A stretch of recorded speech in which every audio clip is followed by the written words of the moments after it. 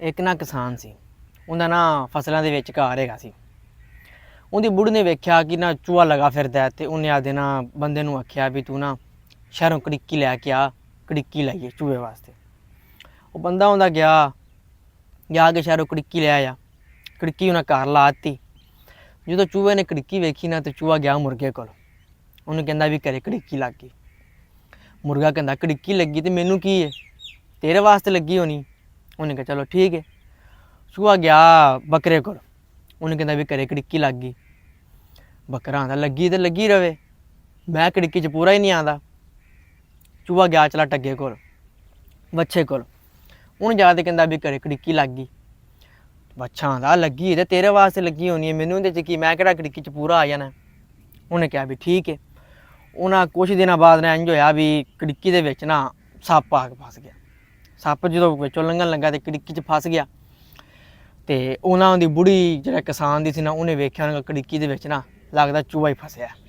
ਰਾਤ ਹੈਗੀ ਸੀ, ਹਨੇਰੇ 'ਚ ਉੱਠੀ ਉਹਨੇ ਕੜਿੱਕੀ ਵੇਖੀ ਤੇ ਕੜਿੱਕੀ ਨਾਲ ਜਦੋਂ ਫੜੀ ਉਹਨੇ ਤੇ ਸੱਪ ਨਾਲ ਉਹਦੀ ਲੜ ਗਿਆ ਬਾਂਹ 'ਤੇ।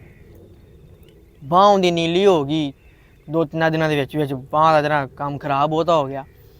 ਤੇ ਉਹਦੇ ਕੋਈ ਆਂਢ ਗੁਆਂਢ ਉਹਦੀ ਕੁੜੀ ਦੇ ਪੇਕੇ ਉਰਾਂ ਪਰਾਂ ਕੋਈ ਪਤਾ ਕਰਨ ਆਏ। ਤੇ ਉਹਨੇ ਨਾ ਜਿਹੜਾ ਜ਼ਿਮੀਂਦਾਰ ਹੈਗਾ ਸੀ ਨਾ ਕਿਸਾਨ, ਉਹਨੇ ਆਖਿਆ ਵੀ ਤੁਸੀਂ ਨਾ ਇੰਝ ਕਰੋ, ਮੁਰਗਾ ਕਰ ਲਓ, ਮੁਰਗਾ ਹਲਾਲ ਕਰ ਲਓ। ਉਹ ਜਦੋਂ ਮੁਰਗਾ ਉਹਨਾਂ ਨੇ ਫੜਿਆ ਤੇ ਫੜ ਕੇ ਲੈ ਜਾਂਦੇ ਸੀ ਤੇ ਮੁਰਗੇ ਨੂੰ ਨਾ ਚੂਹਾ ਕਹਿੰਦਾ ਵੀ ਹਾਂ ਤੈਨੂੰ ਕਿਹਾ ਸੀ ਨਾ ਘਰ ਕੜਿੱਕੀ ਲੱਗ ਗਈ। ਕੁਛ ਦਿਨਾਂ ਬਾਅਦ ਨਾ ਉਹ ਬੁੜੀ ਉਹਦੀ ਨਾ ਫੌਤ ਹੋ ਗਈ। ਉਹ ਜਨਾਜ਼ੇ ਤੇ ਪਰੂਨੇ ਸਾਰੇ ਆਏ ਤੇ ਉਹ ਕਿਸਾਨ ਕਹਿੰਦਾ ਵੀ ਤੁਸੀਂ ਨਾ ਇੰਝ ਕਰੋ, ਪਰੋਣੇ ਵਾਹਵਾ ਨੇ, ਬੱਕਰਾ ਕਰ ਲਓ। ਜਦੋਂ ਬੱਕਰੇ ਨੂੰ ਕਰਕੇ ਲੈ ਜਾਂਦੇ ਹਨ, ਫੜ ਕੇ ਲੈ ਜਾਂਦੇ ਹਨ, ਫਿਰ ਚੂਹਾ ਮਿਲ ਗਿਆ ਬੱਕਰੇ ਨੂੰ। ਕਹਿੰਦਾ ਹਾਂ ਤੈਨੂੰ ਮੈਂ ਕਿਹਾ ਸੀ ਨਾ ਘਰ ਕੜਿੱਕੀ ਲੱਗ ਗਈ, ਤੇ ਤੂੰ ਕੀ ਕਿਹਾ ਸੀ, ਮੈਂ ਕਿਹੜਾ ਕੜਿੱਕੀ 'ਚ ਪੂਰਾ ਆਉਣਾ। ਉਹਨਾਂ ਨੇ ਬੱਕਰਾ ਵੀ ਕਰਤਾ। ਫਿਰ ਕੁੱਲ ਚਲੀਸਵਾਂ ਜਦੋਂ ਹੋਇਆ ਨਾ ਸਾਦਾ ਚਾਲੀਆਂ, ਤੇ ਫਿਰ ਉਹਨਾਂ ਨੇ ਨਾ ਕਿਸਾਨ ਨੇ ਆਖਿਆ ਵੀ ਇੰਝ ਕਰੋ ਤੁਸੀਂ ਨਾ ਢੱਗਾ ਕਰ ਲਓ, ਢੱਗਾ ਹਲਾਲ ਕਰ ਲਓ। ਤੇ ਚੂਹਾ ਗਿਆ ਢੱਗੇ ਕੋਲ। ਉਹਨੂੰ ਕਹਿੰਦਾ ਹਾਂ ਤੈਨੂੰ ਮੈਂ ਕਿਹਾ ਸੀ ਨਾ ਘਰ ਕੜਿੱਕੀ ਲੱਗ ਗਈ, ਤੇ ਤੂੰ ਕੀ ਕਿਹਾ ਸੀ, ਮੈਂ ਕਿਹੜਾ ਕੜਿੱਕੀ 'ਚ ਪੂਰਾ ਆਉਣਾ। ਸਾਡੇ ਨਾ ਕਿਸਾਨਾਂ ਦਾ ਵੀ ਇਹੀ ਹਿਸਾਬ ਹੋਇਆ ਪਿਆ।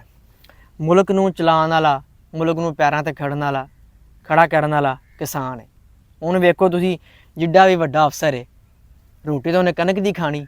ਜਿਹੜਾ ਵੀ ਮਹਿਕਮਾ, ਜਿਹੜਾ ਵੀ ਚਲਾਉਂਦਾ, ਜਿਹੜਾ ਵੀ ਕਾਰੋਬਾਰ ਹੈ, ਰੋਟੀ ਤਾਂ ਉਹਨੇ ਕਣਕ ਦੀ ਖਾਣੀ। ਤੇ ਕਣਕ ਕੌਣ ਪੈਦਾ ਕਰਦਾ ਹੈ? ਕਿਸਾਨ।